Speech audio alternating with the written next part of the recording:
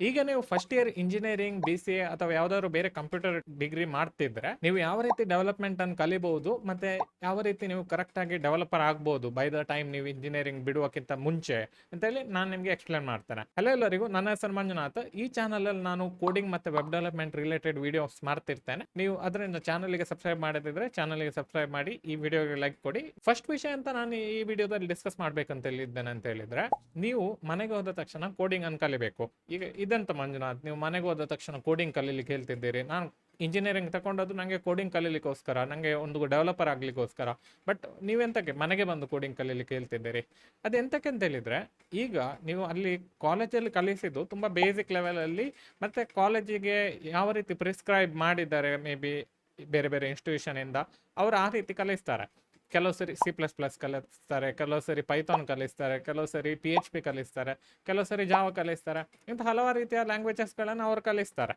But ನೀವು ಮನೆಗೆ ಬಂದು ನಿಮಗೆ ಯಾವ ರೀತಿ ಲ್ಯಾಂಗ್ವೇಜ್ ಅನ್ನು ಕಲಿಬೇಕು ಅಂತೇಳಿ ನೀವು ಡಿಸೈಡ್ ಮಾಡಿಕೊಂಡು ನೀವು ಮನೆಗೆ ಬಂದು ಅದನ್ನು ಕಲಿಬೇಕು. ನಾನು ಕಾಲೇಜಲ್ಲಿರುವಾಗ C++ ನಮಗೆ ಕಲಿಸ್ತಿದ್ರು.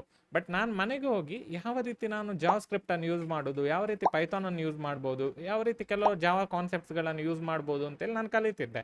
ಈ ಕಾನ್ಸೆಪ್ಟ್ಸ್ಗಳನ್ನು ನಾನು ಕಲಿತ ನಂತರ ನನಗೆ ಕಾಲೇಜಲ್ಲಿ ತುಂಬ ಹೆಲ್ಪ್ ಆಯಿತು. ಎಂತಕ್ಕಂದರೆ ಅದು C++ ಇರಲಿ, ಪೈಥಾನ್ ಇರಲಿ ಅಥವಾ ಜಾವಾ ಸ್ಕ್ರಿಪ್ಟ್ ಇರಲಿ, ನೀವು ಕಾನ್ಸೆಪ್ಟ್ ಸೇಮ್ ಆಗಿರ್ತದೆ. ಇವೊಂದು ನೀವು ಜಾವಾ ಸ್ಕ್ರಿಪ್ಟಲ್ಲಿ ಯಾವ ರೀತಿ ಫಂಕ್ಷನ್ ಬರೀತೀರಿ ಅದು C++ ಅಲ್ಲಿ ಬರೆಯುವುದಿಲ್ಲ. ಬಟ್ ನಿಮಗೆ ಜಾವಾ ಸ್ಕ್ರಿಪ್ಟ್ ಅಲ್ಲಿ ಒಂದು ಫಂಕ್ಷನ್ ಅನ್ನು ಬರೆದ್ರೆ ಅದನ್ನು ನಿಮಗೆ ಯಾವ ರೀತಿ C++ ಅಲ್ಲಿ ಬರಿಬಹುದು ಅಂತೇಳಿ ನಿಮಗೆ ಸುಲಭದಲ್ಲಿ ಫಿಗರ್ ಔಟ್ ಮಾಡ್ಲಿಕ್ಕೆ ಆಗ್ತದೆ.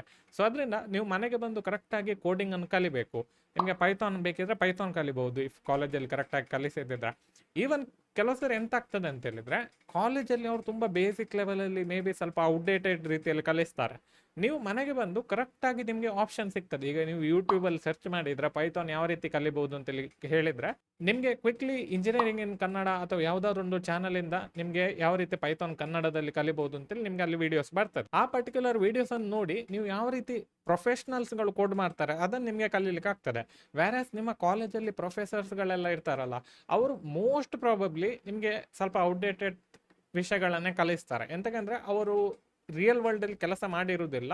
ಯೂಶಲಿ ಕೆಲವರು ಮಾಡಿರ್ತಾರೆ, ನಾನು ಹಾಗೆ ಹೇಳ್ತಿಲ್ಲ ಅಂದರೆ ಎಲ್ಲರ ಹಾಗೆ ಅಂತೇಳಿ. ಬಟ್ ಜಸ್ಟ್ ಇನ್ ಕೇಸ್ ನಿಮ್ಮ ಕಾಲೇಜಲ್ಲಿ ಅವರು ಕರೆಕ್ಟಾಗಿ ಕಲಿಸದಿದ್ರೆ ಅವಾಗ ನೀವು ಮನೆಗೆ ಹೋಗಿ ಕರೆಕ್ಟಾಗಿ ಕೋಡಿಂಗನ್ನು ಕಲಿಬೇಕಾಗ್ತದೆ. ಇದಕ್ಕಿಂತ ಆಲ್ಟರ್ನೇಟಿವ್ ಇಲ್ಲ. ಅಂದರೆ ನಿಮಗೆ ಡೆವಲಪರ್ ಆಗಬೇಕಿದ್ರೆ ನೀವು ಮನೆಗೆ ಬಂದು ಫಸ್ಟಿಗೆ ಕೋಡಿಂಗನ್ನು ಯಾವ ರೀತಿ ಮಾಡೋದು ಅಂತೇಳಿ ಕಲಿಬೇಕು. ನೆಕ್ಸ್ಟ್ ಒಂದ್ಸರಿ ನೀವು ಕೋಡಿಂಗನ್ನು ಕಲ್ತಾದ ನಂತರ ಸಣ್ಣ ಸಣ್ಣ ಪ್ರಾಜೆಕ್ಟ್ಸ್ಗಳನ್ನು ಬಿಲ್ಡ್ ಮಾಡಿ. ಯಾವ ರೀತಿ ಪ್ರಾಜೆಕ್ಟ್ಸ್ಗಳು ಬಿಲ್ಡ್ ಮಾಡ್ಬೋದು? ನೀವೀಗ HTML CSS ಎಲ್ಲ ಕಲ್ತ್ರೆ ನಿಮಗೆ ಸುಲಭದಲ್ಲಿ ಯಾವ ರೀತಿ ಒಂದು ವೆಬ್ಸೈಟ್ಗಳು ಬಿಲ್ಡ್ ಮಾಡ್ಬೋದು ಇಂಥದ್ದೆಲ್ಲ ಮಾಡ್ಲಿಕ್ಕೆ ಆಗ್ತದೆ. ಬಟ್ ಜಸ್ಟ್ ಇನ್ ಕೇಸ್ ನೀವೀಗ HTML CSS ಕಲಿಯುವಷ್ಟು ನಿಮಗೆ ಕಾನ್ಫಿಡೆನ್ಸ್ ಇಲ್ಲ ಅಂತೇಳಿ ಆದರೆ ನೀವೀಗ ಪೈಥಾನ್ ಅನ್ನು ಯೂಸ್ ಮಾಡಿ ಎಂಥಾದ್ರೂ ಒಂದು ಕನ್ಸೋಲ್ ರಿಲೇಟೆಡ್ ಅಪ್ಲಿಕೇಶನ್ ಅನ್ನು ಬರಿಬಹುದು. ಅಥವಾ ನೀವು ಯಾವುದಾದ್ರೂ ಒಂದು ವೆಬ್ಸೈಟ್ ಅನ್ನು ಕ್ರಾಲ್ ಮಾಡಿ ಅದರಲ್ಲಿರುವ ಡಾಟಾವನ್ನು ಕಲೆಕ್ಟ್ ಮಾಡಿ ನಿಮ್ಮ ಲೋಕಲ್ ಫೈಲಲ್ಲಿ ಸೇವ್ ಮಾಡೋದು, ಇಂಥ ವಿಷಯಗಳನ್ನೆಲ್ಲ ನೀವು ಪೈಥಾನ್ ಅನ್ನು ಯೂಸ್ ಮಾಡಿ ಮಾಡ್ಲಿಕ್ಕೆ ಆಗ್ತದೆ. ಈ ಸಣ್ಣ ಪುಟ್ಟ ಪ್ರಾಜೆಕ್ಟ್ಸ್ಗಳು ಬಿಲ್ಡ್ ಮಾಡಿದ್ರೆ ಎಂತ ಆಗ್ತದೆ ಅಂತ ಹೇಳಿದ್ರೆ ನಿಮ್ಮ ಒಳಗೆ ಕಾನ್ಫಿಡೆನ್ಸ್ ಬಿಲ್ಡ್ ಮಾಡಲಿಕ್ಕೆ ಸ್ಟಾರ್ಟ್ ಆಗ್ತದೆ. ನೀವು ಸಹ ಒಂದು ಡೆವಲಪ್ ಮಾಡ್ತಿದ್ದೀರಿ, ನೀವು ಸಹ ಒಂದು ಎಂತಾದ್ರು ಬಿಲ್ಡ್ ಮಾಡ್ತಿದ್ದೀರಿ ಅಂತ. ಸೊ ಹಾಗಾಗಿರೋದ್ರಿಂದ ನೀವು ಒಂದ್ಸರಿ ಕೋಡಿಂಗ್ ಅನ್ನು ಕಲ್ತ್ರಿ, ಅದಾದ ನಂತರ ಮೇ ಬಿ HTML CSS ಸ್ವಲ್ಪ ನಾಲೆಜ್ ಸಿಕ್ಕಿತ್ತು, ಇದೇ ಚಾನಲ್ ನಿಮಗೆ ಅವೈಲೇಬಲ್ ಇದೆ. ಯಾವ ರೀತಿ HTML ಅನ್ನು ಕಲಿಬಹುದು, ಯಾವ ರೀತಿ CSS ಅನ್ನು ಕಲಿಬಹುದು, ಈ ಎಲ್ಲ ರೀತಿಯ ವಿಷಯಗಳನ್ನು ನಾನು ಆಲ್ರೆಡಿ ಕಲಿಸಿದ್ದೇನೆ. ನೀವು ಅದನ್ನು ಚೆಕ್ಔಟ್ ಮಾಡಿದ್ರೆ ನಿಮಗೆ ಕರೆಕ್ಟ್ ಆಗಿರುವ ಪ್ರಾಜೆಕ್ಟ್ಸ್ಗಳನ್ನು ಬಿಲ್ಡ್ ಮಾಡ್ಲಿಕ್ಕೆ ಆಗ್ತದೆ. ಈ ಪ್ರಾಜೆಕ್ಟ್ಸ್ಗಳು ಬಿಲ್ಡ್ ಮಾಡುವಾಗ ನಿಮ್ಮೊಳಗೆ ತುಂಬ ಕಾನ್ಫಿಡೆನ್ಸ್ ಬರ್ತದೆ ಮತ್ತು ನಿಮಗೆ ಸ್ಕಿಲ್ ಉಂಟಲ್ಲ ಅದು ಪಡಿತೀರಿ. ನೀವು at the end of the engineering ಅಥವಾ BCA ನಿಮಗೆ ಒಳ್ಳೆ ಕೆಲಸ ಸಿಗ್ಲಿಕ್ಕೆ ಅಂತ ಪ್ರಾಬ್ಲಮ್ ಆಗೋದಿಲ್ಲ. ನೀವು ಆಲ್ರೆಡಿ ಫಸ್ಟ್ ಇಯರಲ್ಲಿ ಅಥವಾ ಸೆಕೆಂಡ್ ಇಯರಲ್ಲಿ ಇರುವಾಗ ನೀವು ಈ ವಿಷಯಗಳನ್ನು ಕಲ್ತ್ರೆ. ಇದು ಎಂತಕ್ಕೆ ಇಂಪಾರ್ಟೆಂಟ್ ಅಂತ ಹೇಳಿದ್ರೆ, ನಿಮ್ಮ ಹತ್ರ ಇನ್ನು ನೆಕ್ಸ್ಟ್ 2 ಅಥವಾ 3 ಇಯರ್ಸ್ ಉಂಟು ಯಾವ ರೀತಿ ನಿಮ್ಮ ಡೆವಲಪ್ಮೆಂಟ್ ಲೈಫನ್ನು ಬಿಲ್ಡ್ ಮಾಡ್ಬೋದು ಅಂತ. ಸೊ ಮೋಸ್ಟ್ ಪ್ರಾಬಬ್ಲಿ ನೀವು ಈ ಡೆವಲಪ್ಮೆಂಟ್ ಲೈಫನ್ನು ಕಂಟಿನ್ಯೂ ಮಾಡ್ತೀರಿ ಒಂದ್ಸರಿ ನೀವು ಫಸ್ಟ್ ಇಯರಲ್ಲೇ ಇಂಥ ವಿಷಯಗಳನ್ನೆಲ್ಲ ಸ್ಟಾರ್ಟ್ ಮಾಡಿದರೆ. ಯಾವ ರೀತಿ HTML ಇಂದ ಕೋಡ್ ಮಾಡೋದು, ಯಾವ ರೀತಿ ಪೈಥಾನ್ ಅಥವಾ ಜಾವಾ ಸ್ಕ್ರಿಪ್ಟ್ ಅಥವಾ ಬೇರೆ ಯಾವ್ದಾದ್ರು ಲ್ಯಾಂಗ್ವೇಜನ್ನು ಕಲಿಯೋದು, ಇದೆಲ್ಲ ಮಾಡಿದರೆ ನಿಮಗೆ ಕರೆಕ್ಟಾಗಿ ಪ್ರಾಜೆಕ್ಟ್ಸ್ಗಳು ಬಿಲ್ಡ್ ಮಾಡಲಿಕ್ಕೆ ಸಹ ಬರ್ತದೆ ಮತ್ತು ನಿಮಗೆ ಕೋಡಿಂಗ್ ವರ್ಲ್ಡ್ಗೆ ಎಂಟರ್ ಆಗಲಿಕ್ಕೆ ಸಹ ಆಗ್ತದೆ ನೀವು ಈಗ ಇಂಜಿನಿಯರಿಂಗ್ ಮುಗ್ದ ತಕ್ಷಣ. ಬಟ್ ನೀವು ಇಂಜಿನಿಯರಿಂಗ್ ಮಾಡ್ತಿರುವಾಗಲೇ ನಿಮಗೆ ಫ್ರೀಲಾನ್ಸಿಂಗ್ ಆಪರ್ಚುನಿಟೀಸ್ಗಳು ಸಹ ತುಂಬ ಆಪ್ಷನ್ಸ್ಗಳು ಅವೈಲೇಬಲ್ ಇದೆ. ಈ ಅಪ್ವರ್ಕ್ ಮತ್ತು ಫ್ರೀಲಾನ್ಸರ್ ಮತ್ತು ಇಂಥ ಹಲವಾರು ರೀತಿಯ ವೆಬ್ಸೈಟ್ಸ್ಗಳಲ್ಲಿ ನಿಮಗೆ ಹೋಗಿ ನಿಮ್ಮ ಪ್ರೊಫೈಲ್ಗಳನ್ನು ಕ್ರಿಯೇಟ್ ಮಾಡಿ ನೀವು ಅಲ್ಲಿ ವೆಬ್ಸೈಟ್ ಬಿಲ್ಡ್ ಮಾಡೋದು ಅಥವಾ ಯಾವುದಾದ್ರು ಒಂದು ಸಾಫ್ಟ್ವೇರನ್ನು ಬಿಲ್ಡ್ ಮಾಡೋದು ನಿಮಗೆ ಮಾಡ್ಲಿಕ್ಕೆ ಆಗ್ತದೆ, ಮೇ ಬಿ ಸೆಕೆಂಡ್ ಇಯರ್ ಅಥವಾ ಥರ್ಡ್ ಇಯರಲ್ಲಿ ಇರುವಾಗ. ಬಟ್ ಮೋರ್ ದೆನ್ ದ್ಯಾಟ್ ನಿಮ್ಮ ಫ್ರೆಂಡ್ಸ್ಗಳಿಗೆ ಅಥವಾ ಯಾವ್ದಾದ್ರು ನಿಮ್ಮ ಕಾಲೇಜಿದ್ದು ಫೆಸ್ಟಿಗೆಲ್ಲ ಉಂಟಲ್ಲ, ಅಲ್ಲಿ ನಿಮಗೆ ಅಪ್ಲಿಕೇಶನ್ಗಳನ್ನು ಡೆವಲಪ್ ಮಾಡಲಿಕ್ಕೆ ತುಂಬ ಸುಲಭದಲ್ಲಿ ಆಗ್ತದೆ. ನೀವೀಗ ಫಸ್ಟ್ ಇಯರಲ್ಲೇ ಈ ಡೆವಲಪ್ಮೆಂಟ್ ವಿಷಯಗಳನ್ನೆಲ್ಲ ಕಲ್ತ್ರೆ ತುಂಬ ಸುಲಭದು. ನಾನು ಕಾಂಪ್ಲಿಕೇಟೆಡ್ ಮಾಡಲಿಕ್ಕೆ ಹೋಗುದಿಲ್ಲ. ಒಂದು ಪ್ರೋಗ್ರಾಮಿಂಗ್ ಲ್ಯಾಂಗ್ವೇಜನ್ನು ಪ್ರೊಫೆಷನಲ್ ರೀತಿ ಕಲೀರಿ ಮನೆಗೆ ಬಂದ ತಕ್ಷಣ.